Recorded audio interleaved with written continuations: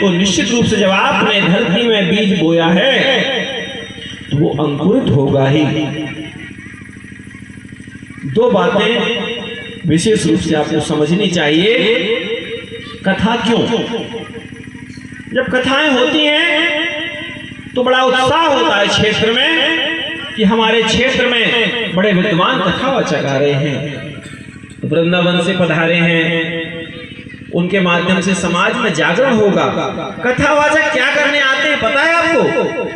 अपने जैसा चरित्र निर्माण करने के लिए, और साथ साथ में जिस भी इष्ट का आपको विचार प्रवाह सुनाया जाता है, जिस भी इष्ट के बारे में आपको बताया जाता है, चाहे वो राम कथा के बारे में हो, चाहे कृष्ण कथा के बारे में, चाहे शिव पुराण के बारे में हो, आपको वहां तक पहुंचाने का प्रयास रहता है कि ईश्वर से आप जुड़ जाएं। क्योंकि जब आप ईश्वर से जुड़ जाते हैं तो आपके मन के सारे विकार नष्ट हो जाते हैं। आपको मालूम है ये जो है ये अग्नि का स्वरूप होता है, जो वस्त्र पहना है, इसमें आने के बाद में, अग्नि में आने के बाद में सारी चीजें नष्ट हो जाती हैं, सारे विकार नष्ट हो जाते हैं। और जब सारे विकार नष्ट हो जाते हैं तो सिर्फ और सिर्फ पवित्र विचार बचते हैं। तो इसलिए कहते हैं कि कथा क्यों? कथा हर हृदय को तीर्थ बनाने आती है, ज्ञान यज्ञ है। जितने लोग भी यहाँ पर हैं, जितने समय भी हैं, उतने समय उनके अंदर जो हृदय जागरण होगा, जो जो वो सुनेंगे, जो जो वो देखेंगे, उसको अपने जीवन में आचरण में लाएंगे। हम बहुत अच्छे श्रोता बनकर सुनना चाहते हैं, हमको बहुत इस बात की इच्छा नहीं रहती कि हम कोई बात करें, लेकिन ये लगता है कि शायद हमारे विचार कहीं किसी के हृदय तक पहुंच करके कोई परिवर्तन कर सकें। अभी जैसे महाराज जी ने बताया कि मथुरा वृंदावन की पावन भूमि में फरसा वाले बाबा जी ने अपने प्राणों की आहुति दे दी। किसके लिए? उनको स्वयं क्या चाहिए था? एक दीपक जलता है तो वो लोगों के लिए जलता है, अपने आप को जलाता है। दीपक को क्या चाहिए? जब दीपक में तेल होता है, बाती होती है, और आप उसको तीली से जलाते हैं और धीरे धीरे धीरे जलता हुआ वो रोशनी देता है, उस रोशनी का प्रयोग कौन करता है? विचार करिए।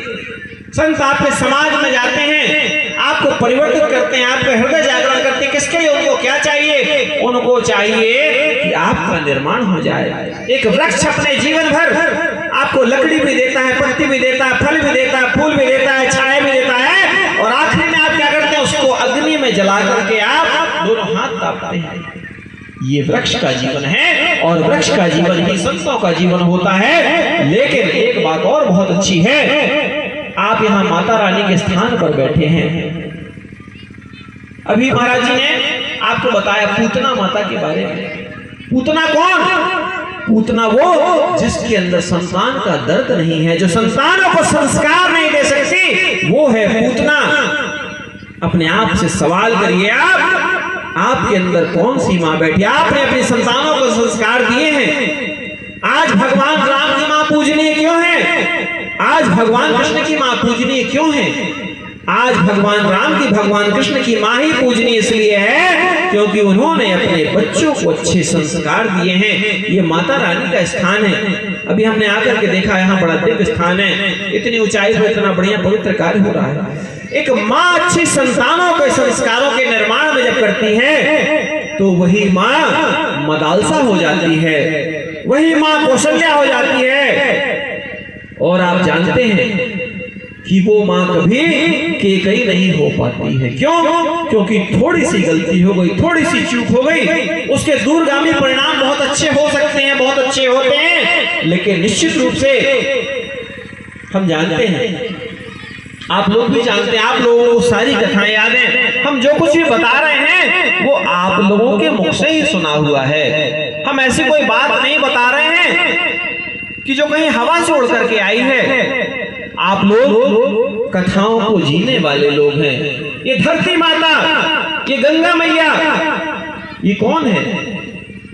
अपने विलायत कला क्षेत्र से महानदी मैया का प्रवाह होता है। आप लोग जानते हैं महानदी मैया का नाम तो सबने सुना है ना। दर्शन किसने किसने किया महानदी मैया का? व्यासपीठ में विराजमान है महाराज जी। आपको बताना चाहेंगे कि अपने आश्रम से लगभग 2 किलोमीटर दूर में महानदी मैया का प्रवाह है और हम लोग चैत्र नवरात्र में पूरे 9 दिन वहां जाकर के सभी तीर्थों के जल से महानदी मैया का अभिषेक करके अपनी नदियों को गंगा जैसा पूजते हैं।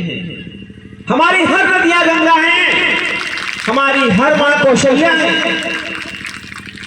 यहां पर जितनी माताएं बैठी हैं प्रत्येक माता निर्माण करने वाली है, क्योंकि जब माता निर्माण करती है तो राम का जन्म होता है, जब माता निर्माण करती है तो कृष्ण का जन्म होता है, और जब माता निर्माण करती है तो भगवान गणेश का जन्म होता है। आपके जीवन में भी आपने अपनी संतान का निर्माण कैसा किया है, इस बात को आपको बहुत ध्यान रखना पड़ेगा। कथाओं के माध्यम से, कथाओं से आप प्रेरणा लीजिए। कथाओं के बीच में मनोरंजन क्यों रखा रहता पता आपको? आपको ऐसा न लगे कि हम कहां आ गए।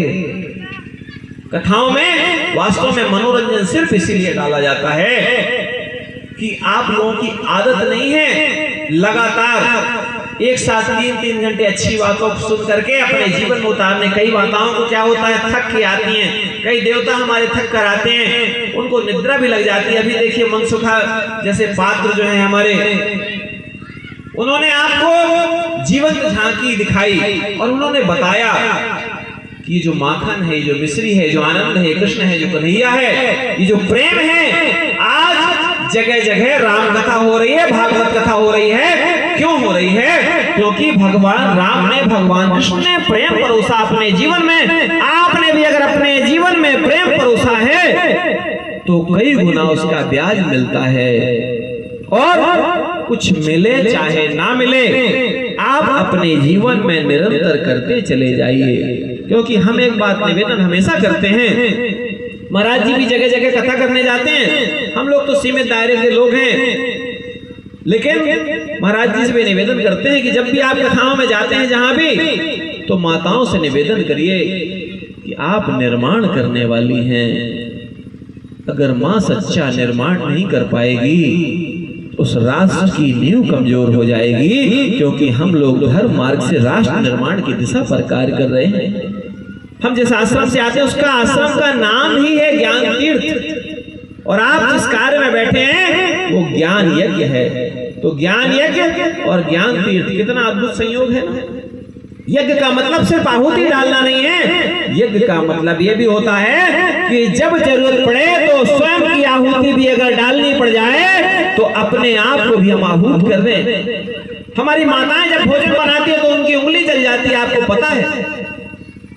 हमारे जब देवतागण कहीं काम करने जाते हैं उनको चोट लग जाती है, ये क्या है? ये भी एक आहुति है। बच्चे जब फेल होकर आते हैं तो उनकी माँ कहती है बेटा कोई बात नहीं, एक बार फिर से प्रयास करना, ये भी एक आहुति है। क्योंकि माँ चाहती है, पिता चाहते हैं कि मेरी संतान राम से कम ना हो, कृष्ण से कम ना हो।